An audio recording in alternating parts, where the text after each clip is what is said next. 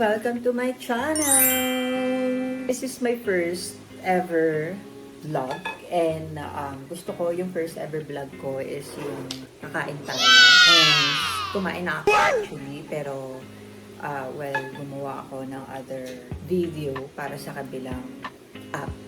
So, this time, gagawa tayo ng video for YouTube. Thank you so much. Kung sino man kayong manonood nito, thank you for watching this vlog. This is my first ever vlog dito sa aking channel. So, samahan niyo akong kumain kung kumakain na kayo. And then, random chika lang din. Gusto ko lang magkwento sa inyo habang kumakain ako. Oh my God. Kain na tayo. First bite.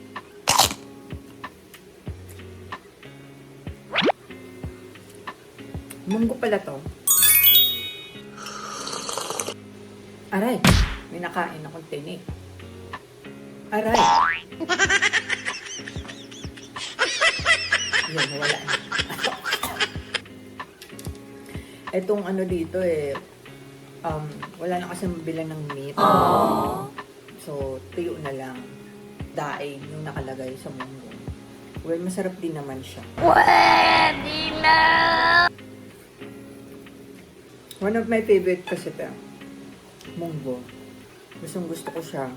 And, sarap din sana ito kung merong Gigi. Yun yung mga favorite kong ulam.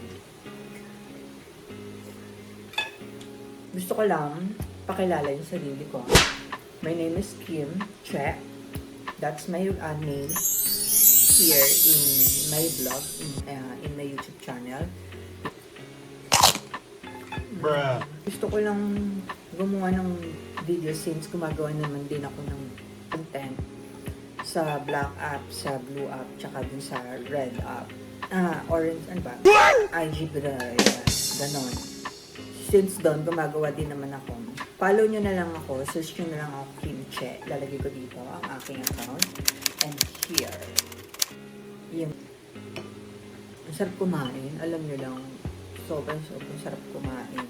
Pino-worry ko lang talaga is yung baka tumaba. Bruh. Ako kasi 1 meal a day lang ako. Isang beses lang kumain, isang araw. And then fasting na. Matagal ko na siyang ginagawa, like more than 1 year na din or magtutulog. Dati kasi mataba ako. Nasa 55 kilos ako. Or 58 ata. Nakatanda ako. Wala lang. One day naisip ko, bakit kaya hindi ako magpapain? Kasi parang nahihirapan na ako. Yung mga laman-laman ko dito, nagdidikit na. Bruh. Mas mukha na akong Haggard. Maganda. Hindi na maganda. Parang hindi na ako to. Pero naisip ko na lang one day, parang ang laki na ng mukha ko, ang laki na ng braso, ang laki na ng tiyan ko actually. Nagbago na siya. Lahat malaki. What? Lahat malaki. Cheers natin yan. Yummy! Bruh. Gutom na ako kanina pa. Inantay ko pa tong cellphone ko para lang mag-charge. So, nanood na lang ako. Back to the topic, yung medyo mataba pa ako dati. Yun, nag-58 ako ata. Tapos, yun, lagi ko na tinitingnan yung timbang ko. And then, may mga iniinom naman ako. Nakadiscovery ako na inumin para matulungan ako magbawas ng timbang. And good thing may nakita nga ako. Mabagal yung metabolism ko. Matagal ako makapasok. Kaya siguro ganun, nagkalaman ako, tumaba ako ng ganun, 58. Mataba na yung para sa akin. Bruh. Kasi nakikita ko na nga yung katawan ko, yung itsura ko. Sa salamin, sa camera, na tumataba na talaga. Bruh. So ayun, nag-decide na ako magpapayat. And then last year, 2024, nag-start ako mag-diet ng early 2024. Ano ba? Ata. Early 2024 or maybe yung last month ng 2023. Then, tinuloy-tuloy ko na siya noong 2024 hanggang sa pumayat ako noong August hanggang November 2025. So, pumayat na ako noon. Wow! Yun. As in, yung payat ko nag-45 ako. At 45, 46, 47. Yun, naglalaro lang siya doon. Kasi syempre, kada kumakain ako, lagi akong may awareness sa timbang ko. So, titimbang ulit ako. Kahit nakakain ko lang. Nag-45 ako noon, kilo. Which is, sobrang payat ko na talaga. Lumit yung ano ko, lumit yung mukha ko, lumit yung ano ko. What? Marami pa nagsasabi na may sakit ako. Which is, lagi ko naririnig na bakit ang bilis ko daw pumayat. Bruh. Ang chismis na may sakit ako. So, iba pa yun. Baka iniisip nila sobrang malala yung sakit ko. Yun. Which is hindi. Dahil yun talaga is nag-decide ako magpapayat. And meron kasi akong event na pupuntahan yun. Kaya ako nagbawas. Ayun, sobrang worth it naman. And marami nagsabi na sobrang pumayat ako. And yun yung gusto ko. Nope. Pero hindi naman yung pumayat ako dahil may sakit ako. Ngayon nga nagkalaman ako ulit. Kasi yung last timbang ko, nag-51 ako. Pero ngayon, since nagbabawas ulit ako, nasa less than 50 kilos na lang ako. And yung ito pala yung mga product na iniinom ko. Tingnan natin ito. Si Cafe Latte, si Pomegranate, and si Choco. Sila yung mga nakatulong sa akin para makapagbawas ako. I mean, literal na magbawas. Kasi mabagal yung metabolism ko. Nahirap ako makapag-poop. Bruh. At bloated ako lagi. Kaya malaking tulong to sa akin.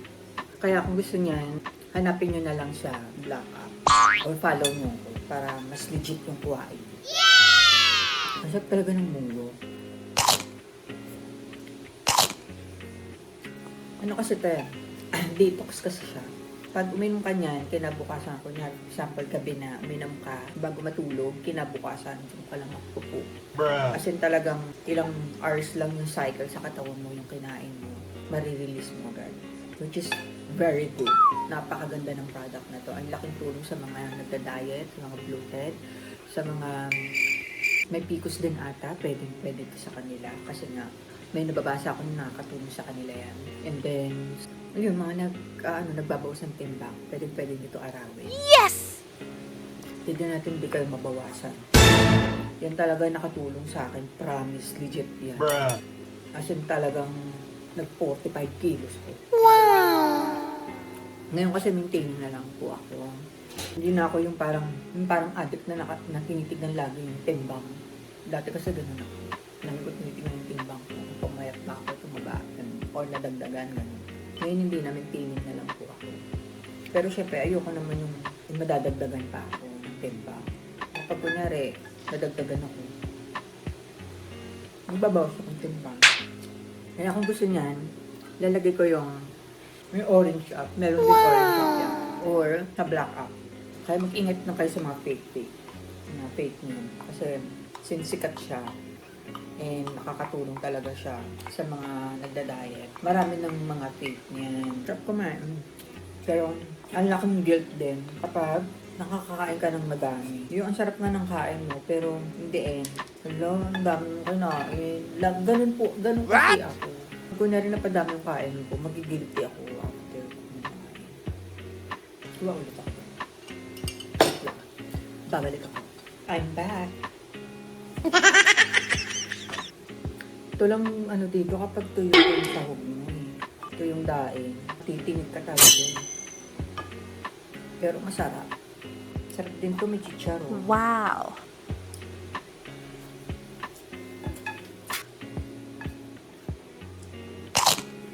Ang sarap.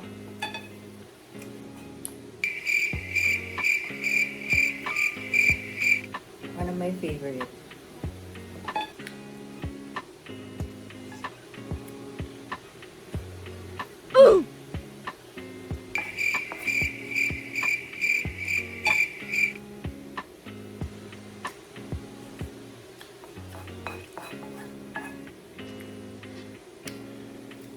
Busog na ako.